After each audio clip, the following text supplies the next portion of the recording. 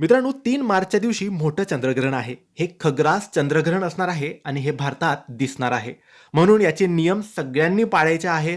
सूतक काळ सुद्धा पाळायचा आहे. दुपारी 3 नंतर हे चंद्रग्रहण सुरू होईल, तर 7 वाजेपर्यंत हे ग्रहण असणार आहे. पण याचे जे सूतक काळ आहे ते सकाळी 6 नंतरच सुरू होणार आहे. म्हणून सकाळी 6 ते संध्याकाळी 7 हा काळ सूतक काळाचा चंद्रग्रहणाचा असणार आहे. तर या काळामध्ये, या वेळेमध्ये तुम्ही एका गोष्टीचे वाचन जेवढं करता येईल तेवढं करायचं आहे. याने तुमच्या मनासारखं होईल. याने चंद्रग्रहणाचे अशुभ प्रभाव तुमच्यावर पडणार नाही आणि सगळं काही तुमच्या घरातलं, तुमच्या जीवनातलं शुभ होणार आहे. आता तुम्हाला वाचायचं काय आहे?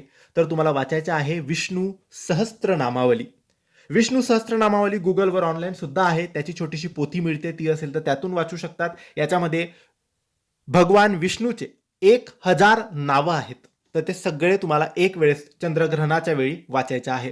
जर सूतक काळात वाचायचे असेल सूतक काळात वाचू शकतात, किंवा चंद्रग्रहण सुरू झाल्यानंतर वाचायचे असेल तर दुपारी 3:30 नंतर संध्याकाळी 7च्या आत तुम्ही केव्हाही हे वाचू शकतात. धन्यवाद.